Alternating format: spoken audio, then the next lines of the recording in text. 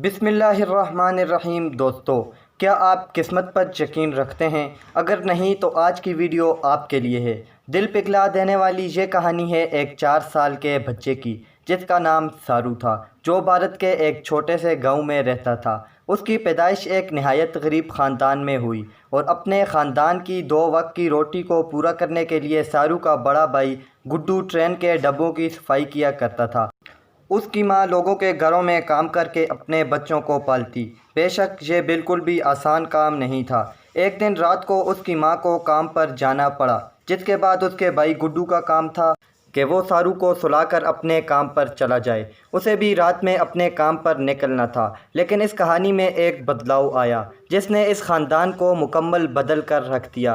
उस रात सारू सोना नहीं चाहता था, क्योंकि उस वक्त उसकी उम्र सिर्फ 4 साल की थी। इस उम्र में बच्चे अकेले कभी नहीं सो सकते। उसने रोना शुरू कर दिया और ज़िद करने लगा कि बड़ा भाई उसे भी साथ काम पर लेकर जाए। उस वक्त गुड्डू को काम पर जाने की जल्दी थी। वो अपने छोटे भाई को बिल्कुल भी काम पर लेकर जाना नहीं चाहता था, लेकिन आखिरकार उसने छोटे भाई के सामने हार मान ली और सारू और उसका बड़ा भाई साइकिल पर बैठकर काम की तरफ चल पड़े। गुड्डू को लग रहा था कि वो अपने छोटे भाई को माँ के घर आने से पहले ही वापस ले आएगा। उसने सारू को बेंच पर सुलाया और गुड्डू अपना काम करने लगा, लेकिन सारू को अब भी सुकून नहीं था। वो वहाँ से उठा और पास ही खड़ी एक ट्रेन में जा घुसा। वो थका होने की वजह से कुछ ही देर बाद ट्रेन के फर्श पर सो गया। जब वो उठा तब वो ट्रेन अपनी पूरी रफ्तार से आगे बढ़ रही थी और उसे नहीं पता था कि ये अब कहाँ जाकर रुकेगी। ये सोचना भी मुश्किल है कि उस छोटे बच्चे पर क्या बीत रही होगी। बड़े बड़े लहलहाते खेत तेज़ी से गुजरते हुए देखकर सारू घबरा गया। पूरे दिन तक ट्रेन बिना रुके चलती रही और सीधा अपने मकाम पर जाकर रुकी। जी हाँ, कलकत्ता। यह जगह सारू के लिए पूरी तरह से नई थी। यहाँ के लोग भी उसके देखे हुए लोगों से मेल नहीं खाते थे, जिसकी वजह से बच्चा डर में पड़ गया। उसे नहीं पता था कि वो कहाँ है, वो कैसे अपने घर को ढूंढेगा। आसपास मौजूद लोग अपने ही ख्यालों में गुम थे। कोई भी सारू पर ध्यान नहीं दे रहा था, क्योंकि उनके लिए ऐसे बच्चों को भीख मांगते हुए देखना बिल्कुल आम बात थी। पूरा दिन सारू इधर उधर घूमता रहा और सड़क के किनारे सोकर रात गुजार दी।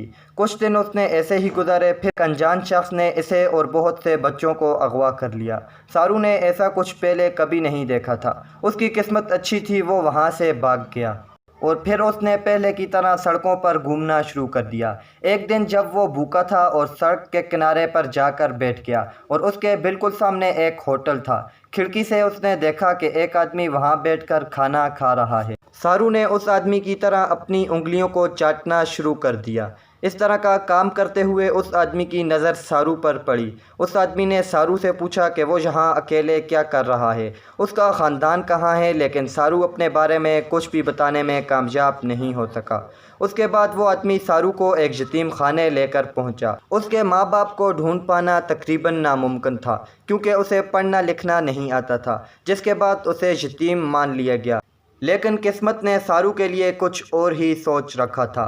ऑस्ट्रेलिया में एक जोड़े ने सारू की फ़ोटो बेघर बच्चों की लिस्ट में देखी और उसे गोद लेने का फ़ैसला कर लिया। उन्होंने सारू की कागजी कार्रवाई की और उसे अपने साथ ऑस्ट्रेलिया ले आए। समुंदर पार सारू के पास अच्छा घर था, अच्छा खाना था और माँ बाप भी थे। ऑस्ट्रेलिया में सारू की ज़िंदगी पूरी तरह से बदल गई। सारू अब नए दोस्त बनाता, गेम खेलता। आम लफ्ज़ों में उसने एक नई ज़िंदगी शुरू कर दी। वक्त गुज़रा, उसने स्कूल पास कर लिया और उसका दाखिला कॉलेज में हुआ। उसके पास अपनी गाड़ी भी थी, लेकिन उस सब के बीच पुरानी यादें जो उसके माँ बाप और भाई की थी। वक्त गुज़रा, लेकिन उसने अपने ख़ानदान से मिलने की उम्मीद नहीं छोड़ी।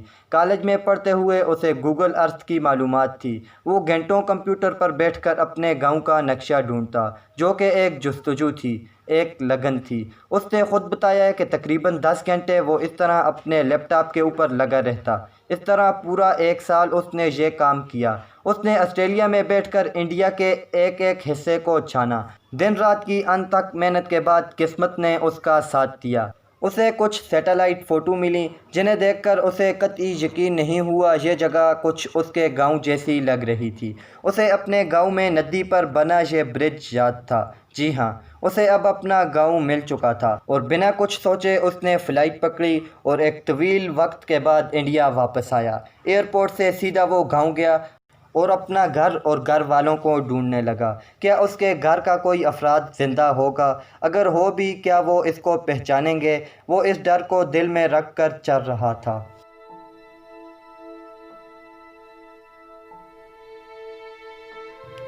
कि एक बूढ़ी औरत ने उसे गले से लगा लिया। बेशक सारू नहीं, लेकिन उसकी बूढ़ी माँ उसको पहचान चुकी थी। 25 साल गुजरने के बाद भी उसकी माँ उसको नहीं भूली थी। मगर सारू के लिए एक और झटका उसका इंतज़ार कर रहा था। उसका बड़ा भाई अब मर चुका था। अब आप सोच रहे होंगे कि ये कैसे हुआ। ये उसी रात हो गया था जब सारू स्टेशन से गायब हुआ था।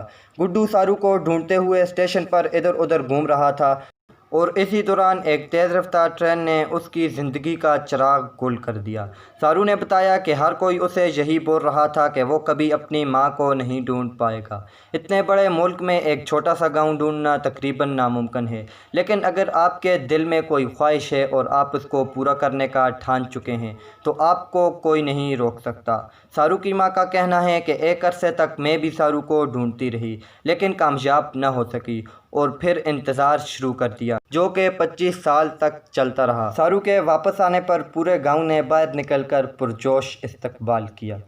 दोस्तों, उम्मीद करते हैं हमारी आज की यह वीडियो आपको ज़रूर पसंद आई होगी। पसंद आने की सूरत में इसे लाइक करें, अपने दोस्तों के साथ शेयर करना मत भूलिएगा और हमारे यूट्यूब चैनल को सब्सक्राइब करें ताकि ऐसी ही मज़ीद वीडियो आपको रोज़ाना मिलती रहें। मिलते हैं एक नई वीडियो में, तब तक के लिए अल्लाह हाफ़िज़।